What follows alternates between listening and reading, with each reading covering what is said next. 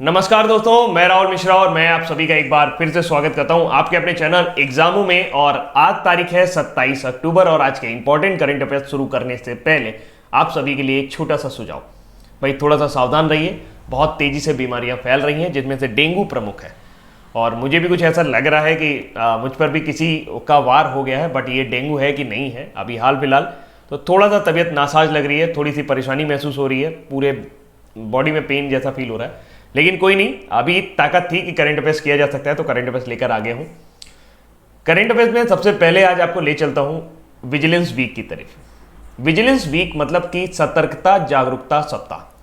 सतर्कता जागरूकता सप्ताह सभी लोगों को यह बताने के लिए कि उनके पास भ्रष्टाचार के खिलाफ क्या अधिकार हैं और किस तरीके से वो भ्रष्टाचार के खिलाफ लड़ सकते हैं, इसके बारे में जागरूकता फैलाने के लिए हर साल 27 अक्टूबर से लेकर 2 नवंबर तक मनाया जाता है। तो अगर आज 27 अक्टूबर है तो इसका मतलब ये आज से शुरू हो रहा है।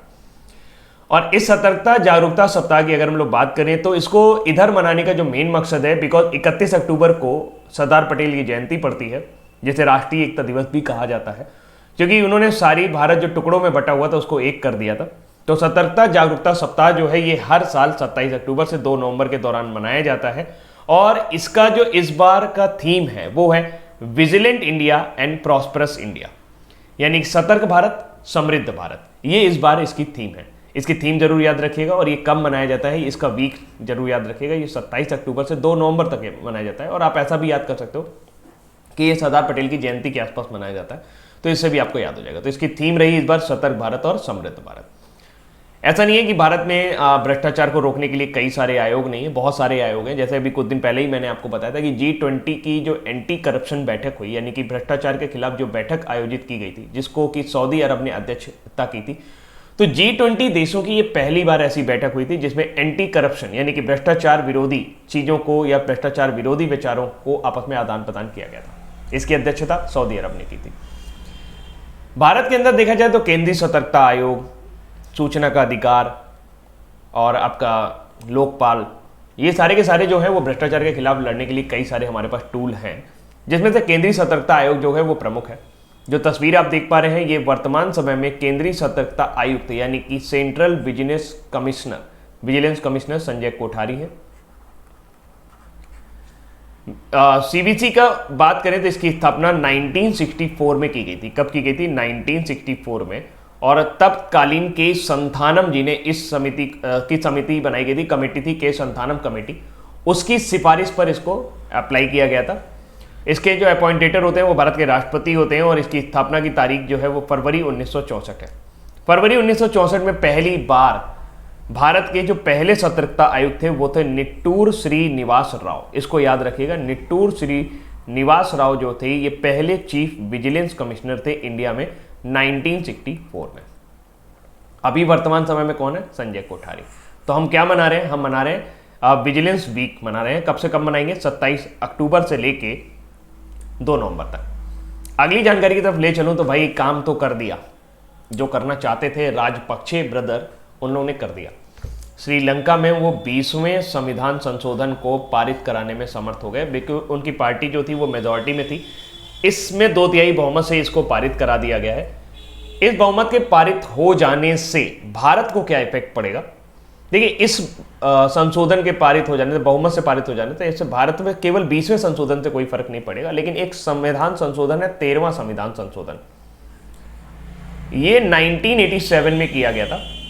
1987 में तत्कालीन प्रधानमंत्री राजीव गांधी और तत्कालीन श्रीलंका के जो राष्ट्रपति थे जे जयवर्धने के बीच में एक समझौता हुआ था, जिसे भारत श्रीलंका समझौता कहा जाता है। और अगर आपको थोड़ा सा इतिहास पता हो तो यही समझौता जो था वो राजीव गांधी जी की हत्या का कारण भी बना था। हुआ क्या, मैं आपको छोटा सा स्टोरी बता देता हूं, फिर हम लोग इस पे चलेंगे। छोटा सा स्टोरी आप जान लो तो आपको पता चल जाएगा। 1977 में एमजी रामचंद्रन, जिन्हें शॉर्ट फॉर्म में एमजीआर कहा जाता है, तमिलनाडु में इनकी सरकार बनती है। आप सभी को थोड़ा सा अंदाजा होगा कि जो श्रीलंका है उसमें बेसिकली 2 भाषा बोलने वाले ज्यादा लोग हैं, एक तमिल और एक सिंगली। सिंगली जो है वो बौद्ध धर्म के अनुयायी हैं और तमिल में जो तमिल भाषा बोलते हैं उनसे जुड़ा हुआ है। तो जब श्रीलंका आजाद हुआ तो 1956 से ही वहां पर लगातार तमिल जो है वो अपने आप को थोड़ा सा दबा दबा महसूस करते थे, और ऐसे में श्रीलंका जो है वो गृह युद्ध में फंस गया। गृह युद्ध में फंस गया मतलब कि तमिल सिंगली से लड़ने लगे, सिंगली तमिल से लड़ने लगे, कभी उनको मारा जाता, कभी उनको मारा जाता। और ऐसा देखा गया कि कई बार सिंगली सरकार ही सत्ता में आई, जिसकी वजह से तमिल जो है वो लगातार पिछड़ते चले गए। और तमिल में इसी में एक आता है लिबरेशन टाइगर का उदय होता है, जिसे लिप्टे कहा जाता है। लिट्टे देश का क्या विश्व का सबसे खतरनाक संगठन बनकर उभरा था।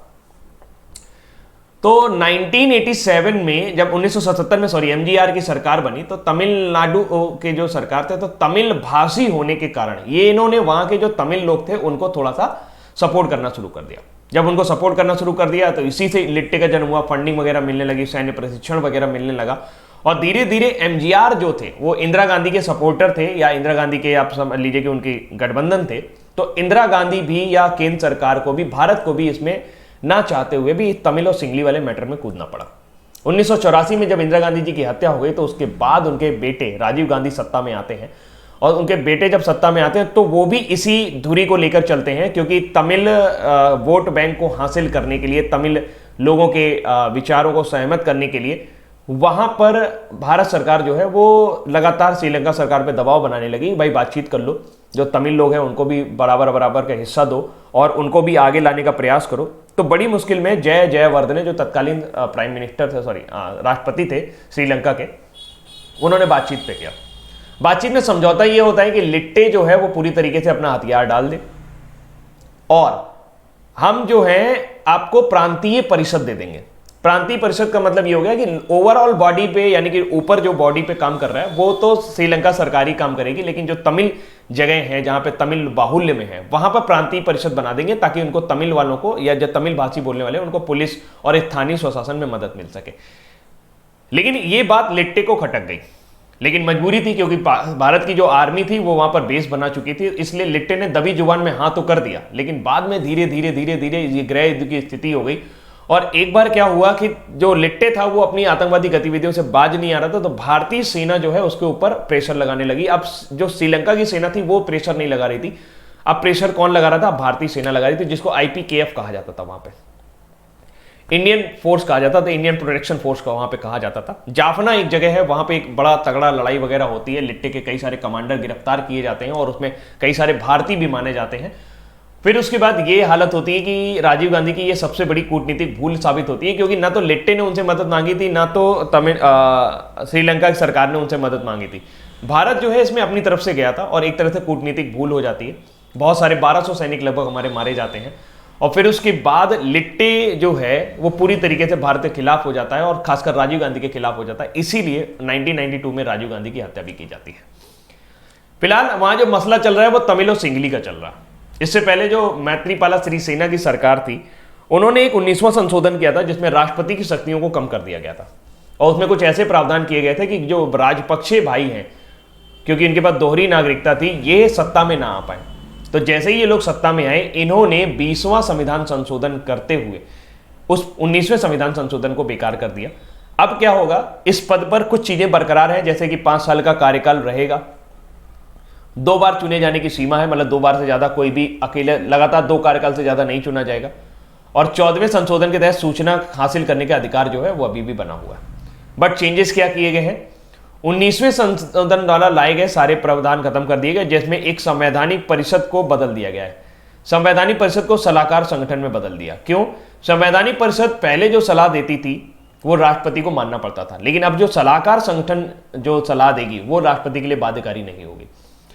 इसके अलावा इसमें केवल संसद के सदस्य होंगे।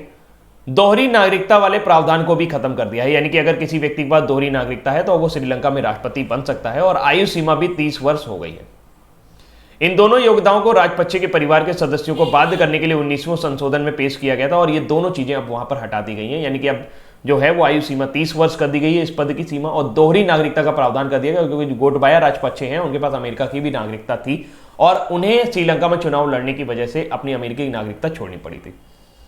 संविधान संशोधन के माध्यम से मंत्रिमंडल और अन्य मंत्रियों की नियुक्ति और बर्खास्तगी में अब प्रधानमंत्री की सलाह की आवश्यकता का प्रावधान हटा दिया गया है, यानी कि प्रधानमंत्री के जो ताकत है उसको कम कर दी गई है। अब केवल राष्ट्रपति जिसको चाहेगा उसको नियुक्त कर सकेगा। साथ ही अब श्रीलंका में प्रधानमंत्री की बर्खास्तगी संसद के विश्वास पर नहीं बल्कि राष्ट्रपति के विवेक पर निर्भर करेगी, यानी कि 2 साल या 1 साल के अंदर जब भी राष्ट्रपति को लगे, 1 साल से कम में तो नहीं कर सकता, लेकिन जब संसद चुनी जाएगी 1 साल के बाद अगर राष्ट्रपति को लगता है तो वो तुरंत संसद को अपने विवेक पर भंग कर सकता है। ये एक बड़ी पावर वहां पर मिली। पारित संशोधन के तहत राष्ट्रपति को संसद की 1 वर्ष की अवधि के बाद उसे भंग करने के संबंध में निर्णय लेने की शक्ति दी गई है, जिसका मतलब यह है कि संसद 1 वर्ष की अवधि की समाप्ति के बाद राष्ट्रपति उसे किसी भी समय भंग कर सकता है। 1987 में भारत श्रीलंका समझौता हुआ था और भारत श्रीलंका समझौते की वजह से ही प्रांतीय परिषद का गठन करना पड़ा था। प्रांतीय परिषद वो परिषदें थी वहां श्रीलंका में जो तमिल बाहुल इलाकों का एक तरह से रिप्रेजेंटेशन करती थी, लेकिन ये सिर्फ और सिर्फ कठपुतली बन के रह गया, क्योंकि राजनीतिकरण जो है, राजनीति तुष्टीकरण की जो नीति रही वो बहुत ज्यादा रही। अब अगर यहाँ पे कोई बदलाव होगा तो वो जो भारत और श्रीलंका के बीच में जो संबंध है उसमें खटास आने की संभावना है, बिकॉज जो राजपक्षे भाई माने जाते हैं वो चीन के समर्थित माने जाते हैं और भारत से वो लोग इसीलिए कटते हैं बिकॉज वो सिंगली वोट बैंक पर काम करते हैं, सिंगली बौद्ध धर्म को मानने वाले लोगों का रिप्रेजेंटेशन करते हैं और भारत जो है वो कहीं ना कहीं तमिल लोगों के पक्ष में बात करता है, इसलिए भारत और श्रीलंका के बीच में जो संबंध है उसमें खटास आने की संभावना है। अभी जब ये महिंद्रा राजपक्षे भारत आए थे तो हमारे प्रधानमंत्री ने उनको कहा था कि भाई 13वां संविधान संशोधन आप लागू करिए। भाई आपने कहा था कि आप प्रांतीय परिषद को थोड़े अधिकार देंगे, आपने अधिकार तो दिए नहीं। तो 13वां संविधान संशोधन हुआ तो वहां, लेकिन सरकार की इच्छा की कमी के चलते आज भी वहां पर उस तरह की स्थिति नहीं हो पाई है। तो फिलहाल ये एक बड़ी कूटनीतिक भूल थी उस समय, मतलब अगर देखा जाए तो विदेश राजनीति की। श्रीलंका की बात करते हैं। श्रीलंका की 2 राजधानी है, कोलंबो और जयवर्धन कोट्टेपुरा।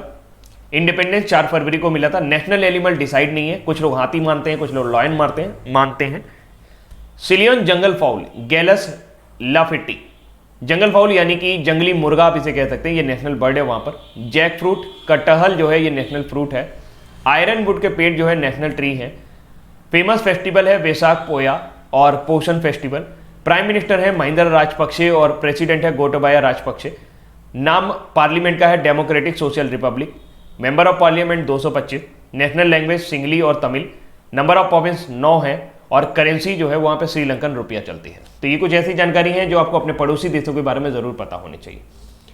अगली जानकारी है महाराष्ट्र में, महाराष्ट्र की महिला और बाल कल्याण मंत्री यशोमती ठाकुर ने एक पोर्टल का शुभारंभ किया है। उसका नाम रखा गया है तरंग सुपोतिस महाराष्ट्रचा। इस पोर्टल का जो मेन उद्देश्य ये है कि जो गर्भवती महिलाएं होती हैं या जो स्तनपान कराने वाली महिलाएं होती हैं, जो कुपोषण का शिकार बच्चे होते हैं, तो उनको किस तरीके से ये जानकारी दी जा सके कि वो कौन सा पोषण आहार खाएं जिससे उनका जो स्वास्थ्य है उसके स्तर में सुधार आए। तो इसके लिए कई सारी वीडियोस वहां पर डाली गई हैं। एक ऑनलाइन हेल्पलाइन नंबर इशू किया गया है जिसपे आप ये जानकारी ले सकते हो, 80809063, यानी कि 3 बार 80 है, 808080 फिर 9063। इसमें हेल्पलाइन है, व्हाट्सएप है, चैटबॉट है, प्रसारण काल और अन्य जैसे लाभ देता है। यह मंच पोषण आहार के बारे में ज्ञान के साथ लघु फर्मों को प्रदर्शित करता है। यह मंच पौष्टिक व्यंजनों की असाधारण रेसिपीज पर भी एक वीडियो प्रस्तुत देता है। अगर आपको याद हो तो जो पोषण माह आपने सुना होगा, पोषण मंथ, पोषण माह है जो है ये भारत सरकार द्वारा सितंबर माह को घोषित किया गया था और इसमें सबसे अच्छे प्रयास करने के लिए जो महाराष्ट्र है, पोषण माह में महाराष्ट्र जो है वो प्रथम स्थान पर आया है। राष्ट्रीय पोषण मिशन के अंतर्गत इसे लॉन्च किया गया है। राष्ट्रीय पोषण का फुल फॉर्म है prime minister's overarching scheme for holistic nutrition Abhiyan. बच्चों, स्तनपान कराने वाली माताओं और गर्भवती महिलाओं के लिए पोषण संबंधी मुद्दे पर बल देने के लिए भारत सरकार का ये प्रमुख कार्यक्रम है, जिसे 8 मार्च 2018 को अंतर्राष्ट्रीय महिला दिवस के अवसर पर प्रधानमंत्री द्वारा लॉन्च किया गया था और इसको मिशन मोड में लॉन्च किया गया था ताकि जो महिलाएं हैं उनका स्वास्थ्य जो है वो थोड़ा सा बेटर हो सके। अभी हाल ही में ग्लोबल हंगर इंडेक्स जारी हुआ ना, भारत की स्थिति जो है वो बहुत खराब है। उसमें हम 94 पोजीशन पे हैं, 107 देशों में हम 94 नंबर पर हैं। तो हमारी जो स्थिति है वो बहुत ज़्यादा खराब है, यानी कि भुखमरी जो है वो भारत में बहुत ज़्यादा है। तो फिलहाल तरंग सुपोषण महाराष्ट्र चा, तरंग का मतलब हो गया कि रेडियो फ्रीक्वेंसी के जरिए या रेडियो कम्युनिकेशन के जरिए या टेलीविजन के जरिए या यूट्यूब के जरिए, आप किसी भी तरीके से समझ लीजिए कि उसमें तरंग को इस तरह से शामिल किया गया। सुपोषण भारत अभियान की बात की जाए तो अभी हाल ही में सुपोषित माह अभियान शुरू किया था राजस्थान के कोटा से। आपके 17वीं लोकसभा के जो अध्यक्ष हैं ओम बिरला जी ने, वो कोटा से ही सांसद है। इसके अलावा एक सुपोषण अभियान जो वो शुरू किया था वाईएसआर जगन मोहन रेड्डी ने आंध्र प्रदेश में। ठीक है, चलिए आगे चलते हैं। अगली जानकारी चलते हैं। बांग्लादेश सरकार ने एक बढ़िया इस इनिशिएटिव लिया है, नो मास्क नो सर्विस। यानी कि अगर आप कोई भी गवर्नमेंट सर्विस चाहते हैं, गवर्नमेंट सर्विस का मतलब कोई भी सरकारी सेवा आप चाहते हैं, और अगर आप बगैर मास्क के वहां पर गए हैं तो वो सर्विस आपको नहीं मिलेगी, क्योंकि कोविड-19 का जो संक्रमण है वो बांग्लादेश में बहुत तेजी से बढ़ रहा है। बांग्लादेश से जुड़ी हुई एक न्यूज अभी आपको कुछ दिन पहले मैंने आपको बताई थी कि बांग्लादेश जो है उसने रेप के मामले में कैपिटल पनिशमेंट जो है उसको मृत्यु दंड का प्रावधान कर दिया।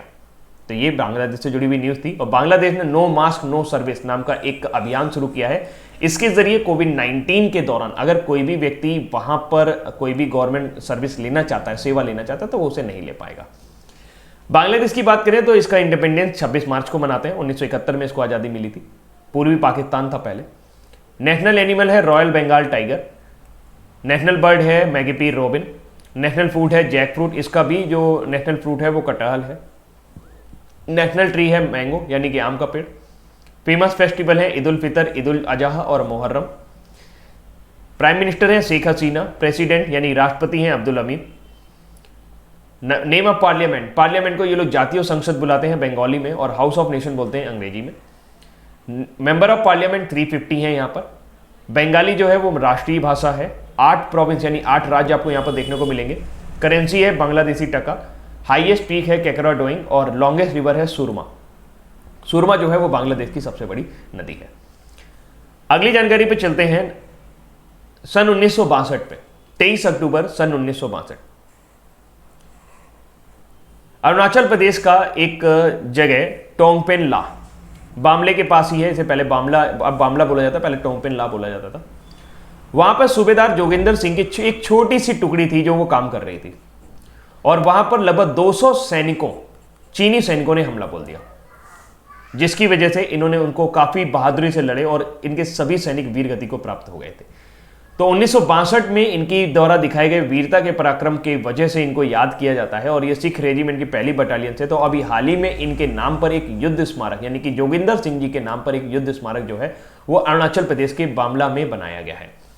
अगर आप बामला देखना चाहते हैं तो बामला जो है ये काउंटी एक जगह है तिब्बत में, और अरुणाचल प्रदेश भारत के तवांग जिले के बीच में एक बॉर्डर पास है। दर्रे को वर्तमान में तवांग और तिब्बत के बीच व्यापारिक बिंदु के रूप में उपयोग किया जाता है। यह चीन और भारत सुरक्षा बलों के लिए एक सहमत सीमा कार्मिक बिंदु भी है। सूबेदार जोगिंदर सिंह परमवीर चक्र विजेता महान योद्धा थे, इसके लिए उन्हें परमवीर चक्र भी दिया गया था। उन्होंने 1962 के हिंदी चीन युद्ध के दौरान बहादुरी के साथ लड़ते समय अपनी जान देश के लिए न्यौछावर कर दी थी। उनका संबंध गांव जो है वो महिला कलश के साथ है। वह पहली सिख रेजिमेंट में भर्ती हो गए थे। अक्टूबर 1962 में चीन ने भारत पर हमला किया था।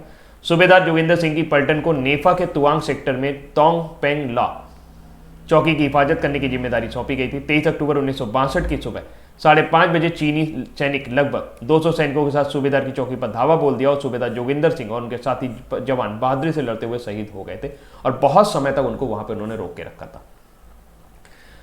अगली जानकारी पे चलते हैं। वाटर सप्लाई स्कीम जो है वो अभी हाल ही में इंडो म्यांमार बॉर्डर पर जल जीवन मिशन के तहत शुरू की गई है।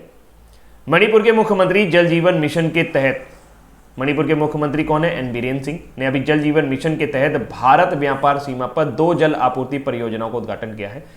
ये है मणिपुर के खांग बैरल और खेजजड़ गांव में जल आपूर्ति परियोजना का उद्घाटन किया गया है। नए सिरे से शुरू की गई इस परियोजना में एक ग्रामीण परिवार को नल जल कनेक्शन मिलेगा, और परियोजना का संचालन और रखरखाव ग्राम जल स्वच्छता समिति द्वारा किया जाएगा।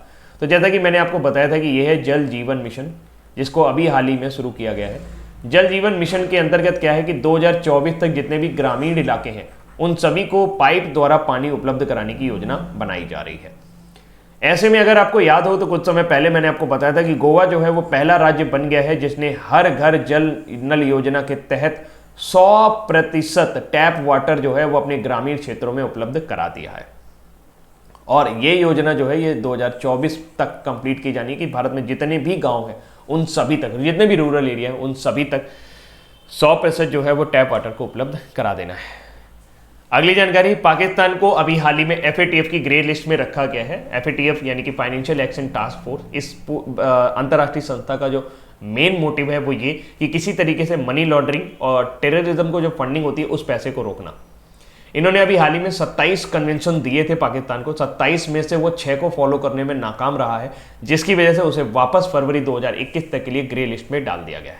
कोई भी देश जो एफएटीएफ की ग्रे लिस्ट में चला जाता है उसे किसी भी अंतर्राष्ट्रीय संस्था से फंडिंग मिलना मुश्किल हो जाता है। अगर ब्लैकलिस्ट हो जाता है तो बिल्कुल ही चांसेस खत्म हो जाते हैं। लेकिन इस तरह से अंतर्राष्ट्रीय स्तर पर जो उनकी साख होती है, जो क्रेडिट होती है, वो गिरती चली जाती है। एफएटीएफ की बात करें तो इसकी का मुख्यालय पेरिस फ्रांस में है। वर्तमान समय में अध्यक्ष हैं मार्कस प्लेयर और 39 सदस्य जो हैं वो इसके सदस्य हैं। अगली जानकारी उत्तर प्रदेश से, प्रधानमंत्री स्वनिधि योजना। जैसा कि आप सभी को पता होगा, प्रधानमंत्री स्ट्रीट वेंडर आत्मनिर्भर निधि योजना इस पूरी योजना का फुल फॉर्म है। इसको अभी हाल ही में लॉन्च किया गया था, ताकि 1 जून 2020 को लॉन्च किया गया था, ताकि जो भी स्ट्रीट वेंडर हैं, रेडी पटरी वाले हैं, उनको 10,000 रुपए तक की एक सहायता दी जा सके कि कोविड-19 के दौरान अगर उनकी पूंजी समाप्त हो गई है तो वो 10,000 रुपए से अपना जो काम, छोटा मोटा काम करते हैं, वो शुरू कर सके। ये एक ऋण स्कीम है, यानी कि लोन स्कीम है। उन्हें 10,000 रुपए आसान मासिक किस्तों में चुकाने हैं और इसके जरिए उन्हें बहुत कम ब्याज पर मिलेगा। हाल ही में उत्तर प्रदेश ने इस योजना के कार्यान्वयन में पहला स्थान प्राप्त किया है। तो उत्तर प्रदेश सरकार ने प्रधानमंत्री स्ट्रीट वेंडर निधि पीएम स्वनिधि योजना के ऋण आवेदन और अनुमोदन और संवितरण में पहली रैंक हासिल की है।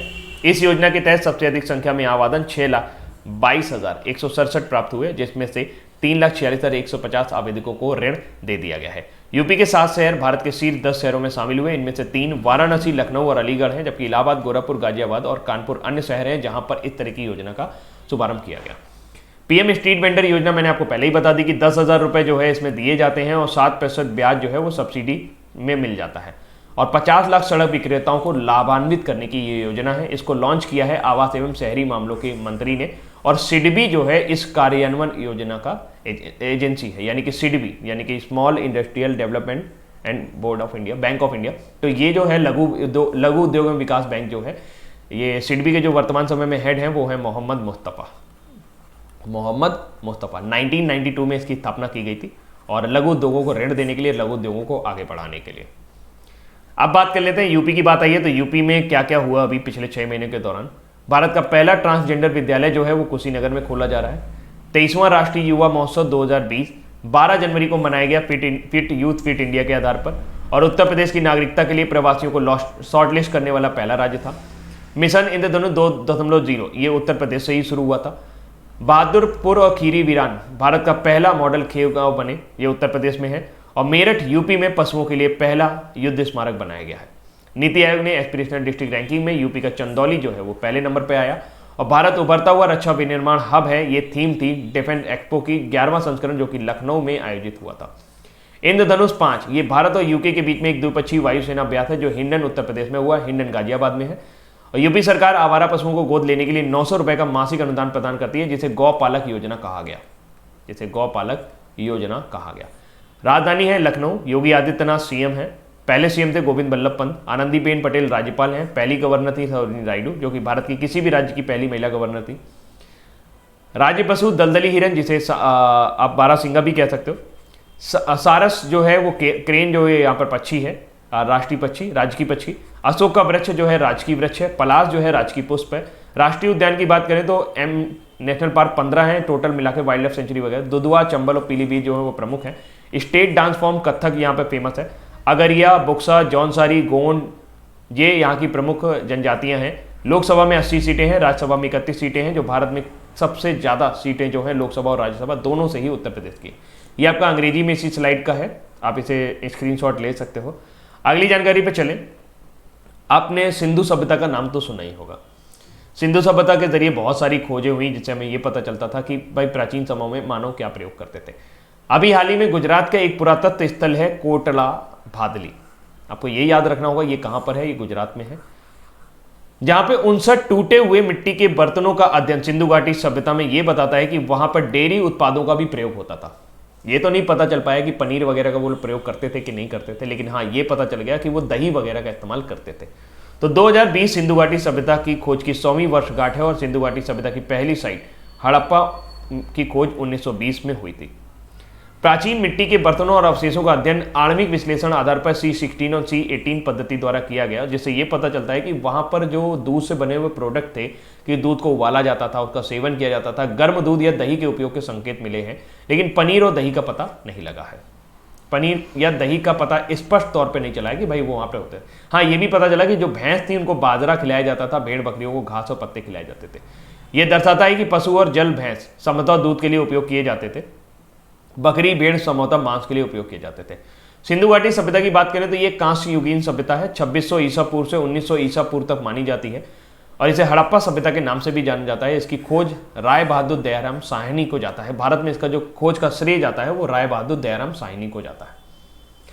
अगली जानकारी है, भारत सरकार द्वारा समर्थित मानदेछू हाइड्रो इलेक्ट्रिक प्रोजेक्ट को अभी हाल ही में एक ब्रिटेन का टॉप इंजीनियरिंग बॉडी पुरस्कार ब्रूनल मेडल मिला है। Brunel medal institute of civil engineering जो कि यूके बेस्ड है उसके द्वारा दिया जाता है और विश्व के सर्वश्रेष्ठ जो भी आर्किटेक्चर होते हैं सिविल इंजीनियरिंग के उनको ये पुरस्कार दिया जाता है। तो इस बार ये पुरस्कार मानदेछू हाइड्रो इलेक्ट्रिक प्रोजेक्ट को मिला है जो भारत की सहायता से भूटान में डेवलप किया गया। मानदेछू की स्थापना 2012 में हुई थी अभी, लेकिन 2019 में ये बनकर तैयार हुआ। तब इसकी उद्घाटन के टाइम लोटे शेरिंग और भारत के प्रधानमंत्री नरेंद्र मोदी ने मिलकर किया था। मानदेछू ये 720 मेगावाट की जल विद्युत परियोजना है जो कि मंगदेछू नदी पर बनी हुई है और ये आपको भूटान में याद रखना है कि भूटान में बना है। भूटान के ट्रोक्सा दोजंग खांग जिले में बनी हुई है। प्रधानमंत्री नरेंद्र मोदी की भूटान की राजकीय यात्रा के दौरान अगस्त 2019 में इसका उद्घाटन किया गया था। अगर आप देखें तो आर्किटेक्चर का आपने पुरस्कार देखा, लेकिन एक पुरस्कार आपको जरूर याद रखना चाहिए, global water award. Global water award जो है ये इस बार वेबैग ने जीता है। ये एक टेक जिएंट है, टेक्नोलॉजी एडवांसमेंट कंपनी है जिसको ये पुरस्कार मिला है और इसको ये पुरस्कार कोयम्बेडू ये आपका चेन्नई में है, वहां पर एक tertiary treatment reverse osmosis plant का डेवलपमेंट में दिया गया है और ये भारत का सबसे बड़ा जल को शुद्ध करने का प्लांट है या जल को शोधित करने का प्लांट है जो कि चेन्नई में स्थित है और इसी के लिए ग्लोबल वाटर अवार्ड दिया गया था। या आप ऐसा भी कह सकते हैं ग्लोबल वाटर अवार्ड इस बार कोयम्बेडू प्लांट को मिला जो कि चेन्नई में है। जबकि अभी हमने किस मेडल की बात की है, ब्रूनल मेडल की बात की है। Brunel medal institute of civil engineering UK द्वारा दिया जाता है। भूटान की बात छिड़ती है तो भूटान पकड़ लेते हैं। भूटान की राजधानी थिम्पू है। इंडिपेंडेंट डे 8 अगस्त को मनाते हैं। नेशनल एनिमल टेकिन है। नेशनल बर्ड है रेवन। नेशनल फ्लावर है हिमालयन ब्लू पॉपी। भूटान का जो साइप्रस का पेड़ है वो यहाँ पे नेशनल ट्री है। फेमस फेस्टिवल है Paro Tshechu, Thimphu Tshechu and mountain echo. Tshechu मतलब ये आप बौद्ध धर्म से जुड़े हुए मान सकते हो। प्राइम मिनिस्टर लोटे शेरिंग है। प्रेसिडेंट है जिग्मे खेसार नामग्याल वांगचुक, आज भी वहाँ पे राजशाही चलती है। सोगडू जो है वो उनकी संसद का नाम है, 25 मेंबर हैं पार्लियामेंट में। जोंखा जो है वो वहाँ की लैंग्वेज है। जो नंबर ऑफ प्रोविंस हैं वो 9 है, जबकि करेंसी चलती है नोगल ट्रुम या नगल ट्रुम भी उसे बोला जाता है। अगली जानकारी है, इंडिया ने अभी हाल ही में फ्लड गाइडेंस सर्विसेज शुरू की है। जैसा कि आप सभी को पता होगा कि उड़ीसा में बाढ़ प्रबंधन के लिए अभी हाल ही में पिछले साल प्रमोद कुमार मिश्रा जो कि आपके पीके मिश्रा जो कि प्रधानमंत्री के प्रधान सचिव हैं, उनको सासाकावा पुरस्कार दिया गया था आपदा प्रबंधन के लिए। भारत में जो आपदा प्रबंधन का सबसे बड़ा पुरस्कार है वो है सुभाष चंद्र बोस आपदा प्रबंधन पुरस्कार जो कि कुमार मुन्नन सिंह को दिया था और आपके उत्तराखंड के डिजास्टर मैनेजमेंट डिपार्टमेंट को दिया गया था। संस्थागत श्रेणी में वो दिया गया था उत्तराखंड के डिजास्टर मैनेजमेंट को और व्यक्तिगत श्रेणी में ये कुमार मुन्नन सिंह को दिया गया था। तो भारत को अभी हाल ही में यूनेस्को द्वारा कह रहा हूँ सॉरी भारत को अभी हाल ही में संयुक्त राष्ट्र संघ द्वारा भी ये बोला गया है कि भारत जो है वो आपदा के लिए काफी अच्छे तरीके से तैयार है। तो ऐसे में भारत ने अन्य दक्षिण एशियाई देशों बांग्लादेश, भूटान, नेपाल और श्रीलंका के लिए अपनी तरह की पहली फ्लड गाइडेंस सेवाओं की शुरुआत की है ताकि ये जो देश अचानक आने वाली बाढ़, अचानक आने वाले सुनामी से बच सके और जिस तरीके से भारत अपनी आपदा का प्रबंधन कर पाता है तो ये भी कर सके। तो अभी हाल ही में दक्षिण एशियाई देशों के लिए पहली फ्लैश फ्लड गाइडेंस सेवा का शुभारंभ किसने किया है? भारत ने किया है। अब बारी है हमारी न्यूज फटाफट की। पुर्तगाली ग्रैंड प्रिक्स 2020 में लुइस हैमिल्टन ने जीत हासिल कर ली है। पुर्तगाल के अलगारवे इंटरनेशनल सर्किट में आयोजित 2020 पुर्तगाली ग्रैंड प्रिक्स लुइस हैमिल्टन ने जीत हासिल कर ली है। यह 2020 फॉर्मूला 1 वर्ल्ड चैंपियनशिप का 12वां राउंड था। हैमिल्टन के सीजन 8 में कैरियर की 92वीं जीत है। इस जीत के साथ उन्होंने जर्मन महान माइकल शूमाकर को स्थापित 91वें जीत के रिकॉर्ड को पीछे छोड़ दिया है, जबकि वॉल्टेरी बोटास दूसरे स्थान पर है और मैक्स वर्स्टेपेन तीसरे स्थान पर रहे थे। राम कलवान जो हैं ये बिहार के हैं। इनका जो संबंध है वो बिहार से है। 1888 में इनके पिताजी मॉरिशस चले गए थे, भी मॉरिशस से सेशल्स चले गए थे। तो हाल फिलहाल सेशल्स में 43 साल पुरानी सत्ता का अंत हो गया। जी आपने सही सुना, 43 साल से डैनी फारे जो कि वहां पर राष्ट्रपति के पद पर थे वो मौजूद थे। 43 साल से उनको कोई हटा नहीं पाया और अब पहली बार ऐसा हुआ है कि विपक्ष का कोई नेता सेशल्स में राष्ट्रपति बना है। राम कलवन को 54.9% वोट हासिल हुए और जबकि फारे को 43.5% वोट हासिल हुए।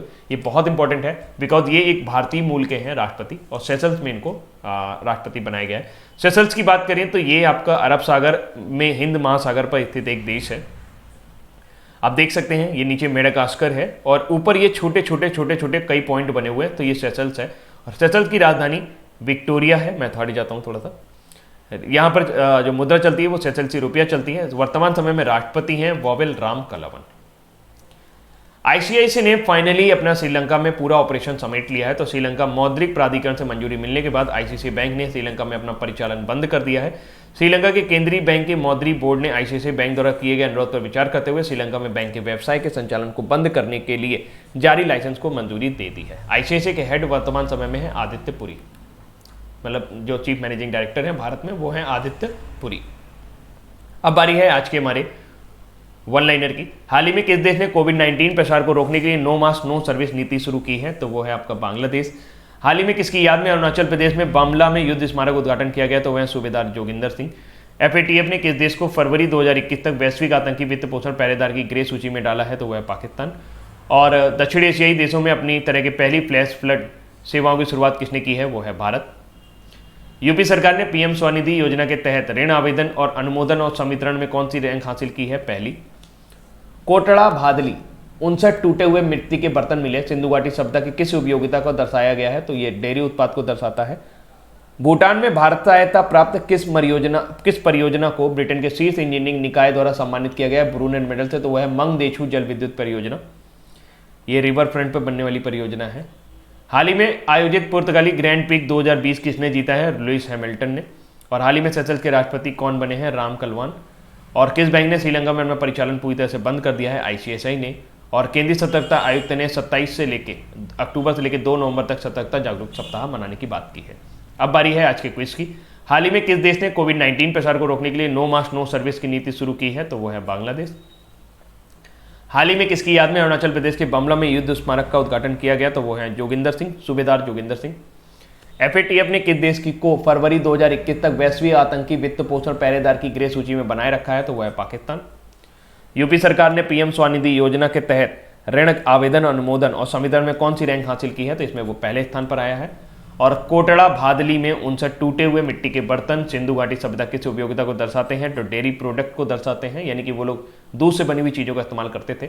भूटान में भारत सहायता प्राप्त किस परियोजना को ब्रिटेन के शीर्ष इंजीनियरिंग निकाय द्वारा सम्मानित किया गया है?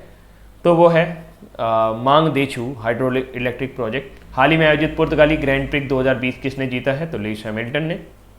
हाल ही में सेशल्स के राष्ट्रपति कौन बने हैं? वावेल राम कलवान। तो दोस्तों ये थे आज के हमारे इंपॉर्टेंट करंट अफेयर और उम्मीद करता हूँ कि आपको करंट अफेयर आज शायद नहीं पसंद आया। मेरी एनर्जी थोड़ी सी डाउन है, बॉडी थोड़ा सा एग्जॉस्ट लग रहा था, लेकिन कोई नहीं, 2000 लाइक करवा देना, ठीक है। चलिए फिलहाल आज के लिए इतना ही रखते हैं, बाकी कल मिलते हैं। Thank you so much, bye bye, take care.